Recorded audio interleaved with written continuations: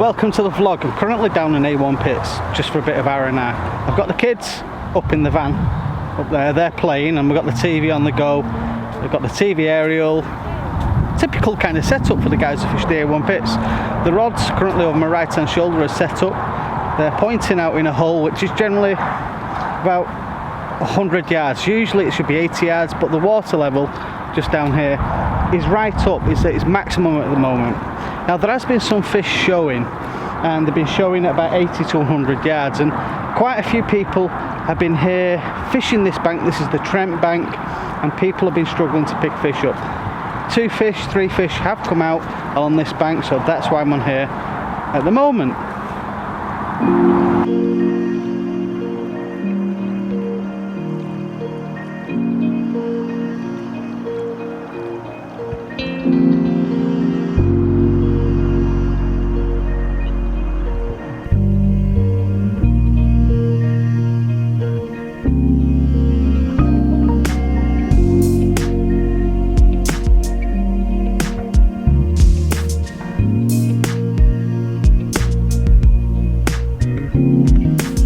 Well, it was round about now that I realised that I didn't switch on the microphone on the camera.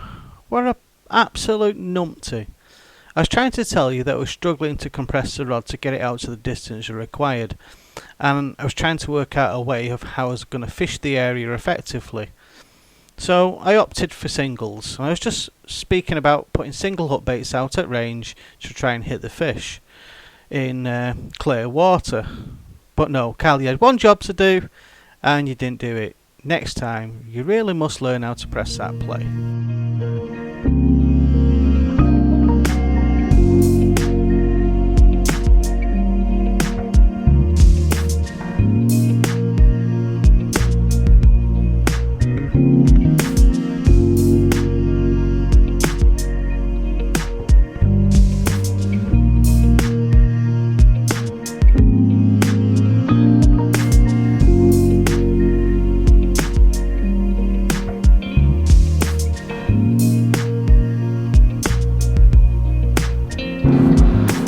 Right, over the last couple of years I've watched Chris, a friend of mine, is Carp King 71, the German. He was born in Germany. He might not appreciate you saying that, but yeah, let slip. He's German, born in Germany, but nice lad all the same. Chris has been using and promoting for himself the Gemini hook link. There, the boom section, and I've got one right there. And I put on here a mugger hook and a little rig swivel on there. It's been about a month since I've started trying to use these, and I've got to be honest, they're really good. But you don't have to always buy stuff off people because they say so, and influencers and that kind of thing gets you switched on to different ideas and different kinds of tackle. Now I made my own, which is just basically out of fluorocarbon, very little difference, and I just put a little anti-tangle sleeve on there just to kick it away. But all the same, why do people use ready tied rigs? Well, I'm wearing glasses now, and I have to wear a lot more different kinds of glasses for long range, short range and medium range as I'm getting older. And the reality of this, tying hooks and putting equipment together as you get older can be a real pain, especially if your eyesight starts to go, because there's nothing worse than trying to fiddle with bits and pieces in the middle of the night. So pre-tied rigs just ready to go like that, perfect, absolutely perfect. It takes away all the hassle when you're getting older, and when you're younger in your 20s you don't think about these things, but literally when you're getting older it becomes a real problem. But yeah, I would definitely rate the Gemini boom, which is there. And that's how I'm fishing that. Now I've been fishing this on 2 different ways. Pop up straight up, yep, with a rig ring. Well, it's actually a rig screw. Or a wafter, and my wafters on the Northwestern baits just kicks a hook up like that and wafts along the back of the shank. And that's what it does. That's how I like my wafters. Wafters, depends how you want to say it, wafter. That's how I like my wafters, is like that. Some people like the whole of the hook to lie in the bottom. and stay there. I like mine to just kick up a little bit. Just makes it easier to, it's more balanced to go straight into the fish's mouth in my opinion. Comment below, what's your thoughts on wafters? How do you want yours? Do you want it to lift the hook off the floor or keep it on the floor on your wafter? And there's not much difference when you look at this between a fluorocarbon and the boom section. This is more supple, so if you're after a more supple approach with the fluorocarbon, that works. And if you're after a stiff boom, go for the Gemini like that. That's it. And what do I use for the fluorocarbon? Well, there's no name to this. Many years ago I used to be a consultant for a terminal tackle company, and they actually give me this fluorocarbon to sample. Well, they give me quite a few of them, to be honest, and I've never run out. I've still got them. Not going to be able to sell them, but been very, very good that to make boom sections out of. The other thing I suggest as well is get yourself a little rigged wallet. If you've not got one, I suggest you go out and pick one up. They're cheap enough. You can get posh ones, or you can get very cheap ones. I use only because I like all my gear matching. I've got an Aqua one, quite old now, and I keep all my rigs pre-tied.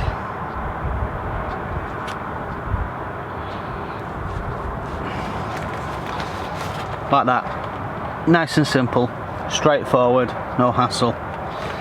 Loads of companies make them, but they're definitely worth investing in, because you can actually put all your tackle in there and cut everything down. But to be honest, I see things like that, and if you actually know me, I take more than you can possibly want to carry. That's because if I bought it, I'm using it.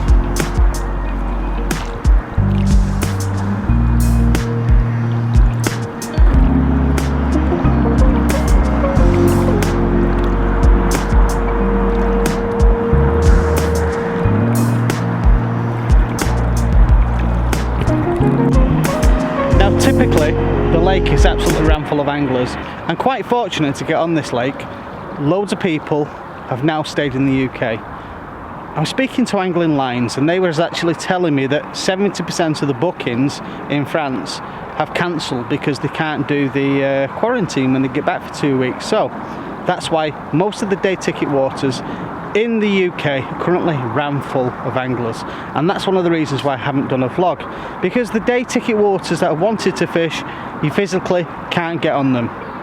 Now, I did have plans to fish on a club water, well, a couple of club waters right the way through the year, up until possibly November, December, but as we've seen in the vlogs past, things have changed, and I have sent a letter off to the committee to see whether they can do vlogs.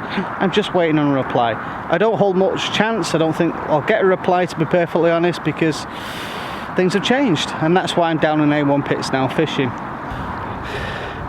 I'm hoping to pick a fish up, and a few anglers have caught a fish. There's been about 2 or 3 fish out, just over £20. Thing with these kind of waters is that you don't tend to know what's coming out, because people tend to keep that kind of information to themselves. Why would you tell people what's coming out when you want to get back on that peg or that kind of area again? If as soon as you give that information out, you've had it. You're not going to actually have a chance of getting back on the water. Right, let's carry on with the vlog. Don't forget, smash that right icon on your screen. If you've got a smartphone device, subscribe, hit the bell icon, and comment below what's your thoughts on staying in the UK fishing this year.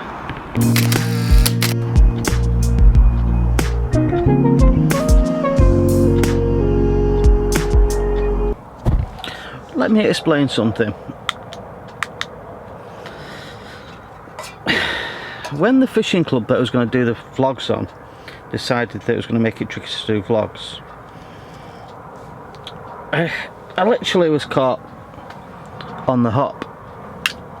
And what do I mean by on the hop? Well, literally all my plans was focused on a couple of lakes, and one of the lakes has got some really nice fish in it. It made me realise something. There was a problem. And what was the problem? Well, there's a lot of people who enjoy fishing waters, and they like to escape, and they like to get away from the world. I get that, I understand that, and I put the camera back in the bag, so to speak, and I just focused for about 3 weeks fishing a water that I can't mention now, and trying to understand the water. I mapped the water, I did loads of different things on there, you know, rakes part of the weed, and I had a chance to actually get to know some of the bailiffs on there as well. And there's a part of vlogging which kind of escaped me a little bit, was that there's people who just don't like you filming waters that they fish, or increasing the footfall to the waters. And I get that, I understand that, and we can't get away from that. But you'll get like 10 people who don't want anybody to know about a water or what fish is in the water, and then too you'll get 80% of people like the footage, so they know what the water is before they go to the water. And this is what made it difficult for me. I just took the 3 weeks, 4 weeks out just to fish. No camera, nothing else, just fish. And do you know what? We're doing this thing to me, to you, the vlogging thing. I was so bored just sat watching the rods. It takes up so much time setting the camera up, talking to the camera, doing the B-reel, which is the in-between shot stuff, and it becomes a part of your life. Now there's another side to this, which is kind of just happened as well, is that when you actually start to look for other waters, you kind of get judged. You get judged on how other people have been fishing, or what they've done when they've done vlogging, like what I'm doing now. And they judge everybody the same. How can you judge everybody the same? I don't understand why they do that, but they tend to do this thing. They kind of prejudge everybody.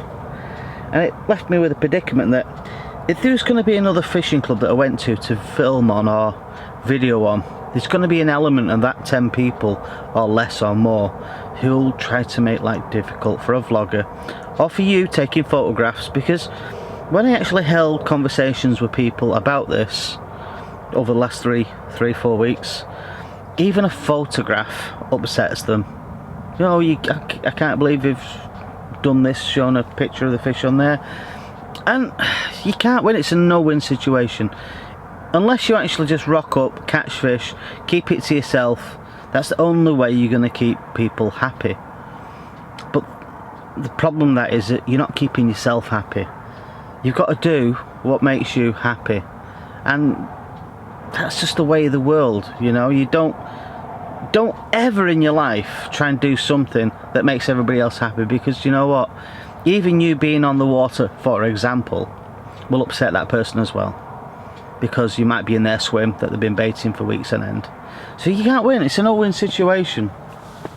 Hence why I've come down to this lake today with the kids in the camper van, the van, or whatever you want to call it, day van, chilling with them, enjoying time, having a drink of tea, having some food away from everything that's going on in the world. Now, on the next peg to me, two pegs down, there's a guy who's done really well. I mean, he's on this water, this is pit 6, he's had a 34.4, a beautiful looking fish. Kids seen it, they loved it, and he's not a vlogger, but he's enjoying doing what he does. That's the point. He's doing what he enjoys doing. You can't complain at that. Anyway, I'm gonna have this drink of tea.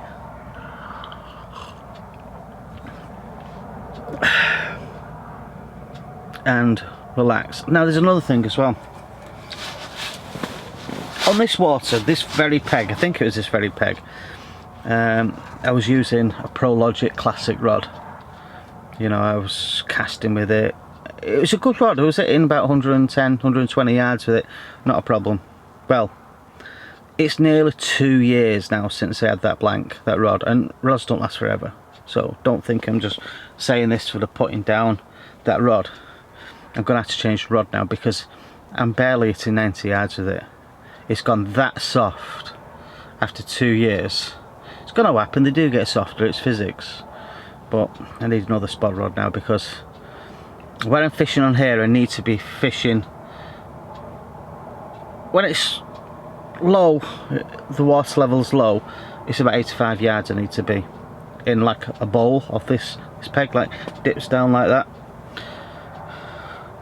But now it's full, it's about 100 yards. Speaking to Steve the bailiff, yeah, it needs to be about 100 yards now, and I can't hit it, so I can't get any bait. As a result, can't get the bait in the swim, and I'm fishing singles, Chalk X boilers that I make myself, some prototype boilers in that bowl. But I'm now having to fish singles.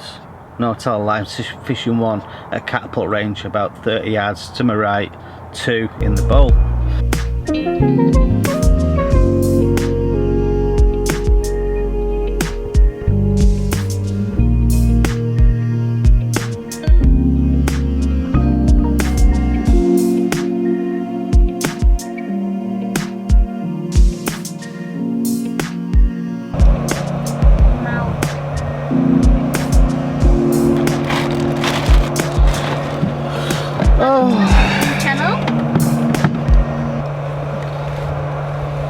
Morning, time for breakfast.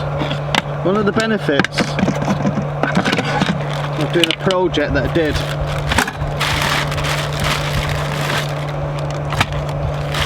in lockdown is I gave myself the chance to actually do this fan, which is perfect for this. So this is one of the reasons, this place is one of the reasons I decided going to sort the van out. So anyway, what the kids having for breakfast this morning?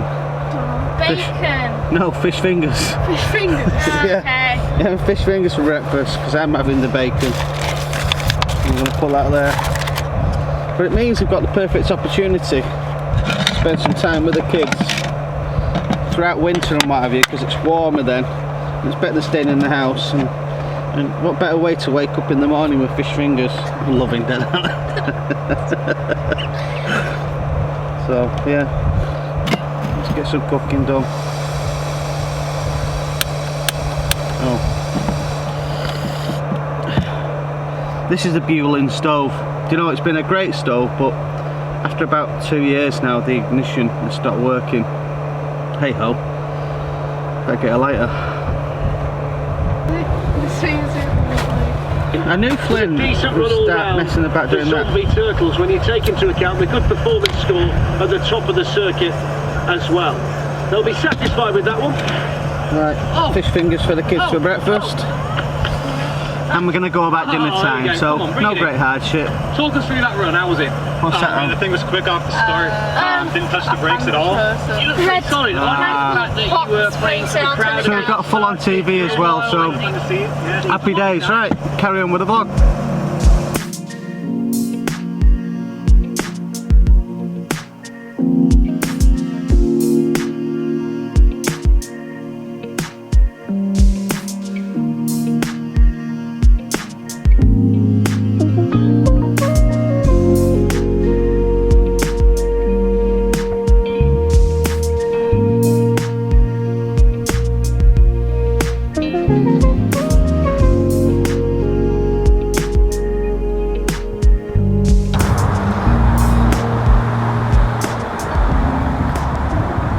Well, that's breakfast out of the way.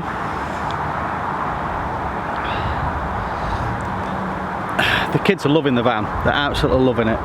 Bit of TV, the aerial's all sorted out now. It's good fun. Now, when I first got here, the fish were showing, and they were showing at about 100 yards. Now they're about 200 yards, so I've had to go on singles and launch it as far as I can. But it's in a crosswind as well, which makes it really difficult for you to actually hit the target you need to get to. So I can crack on though. I've also noticed the weather's starting to change now. It's currently the last week in September, and I've not really utilised the time in September to do any vlogs. I've been doing some private stuff from my own waters.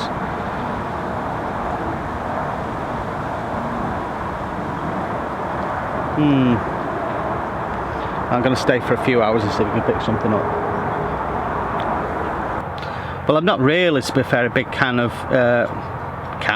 I'm not really a big fan of casting at range on singles. In fact, I have very little confidence in it. Now, there are a lot of people out there tend to fish with singles, and with this being quite clear on the bottom where I'm fishing currently, I've no issue with that. But the fish have just moved out a little bit too far for me to actually hit with the lead. So all I can hope now throughout the day is that with the water being pushed onto this bank, because I'm actually in the teeth of the wind, it'll push the fish slowly but surely towards my hook baits. And with there not being a plethorant bait out there, then I've got a chance of them picking something up if they've got the munchies on. But to be fair, looking at the lake, there's not a lot showing so far. Now, this can be a pain. This can be a pain because this time I'm close to the fish, but I'm not on the fish. Close isn't good enough, you've got to be on the fish.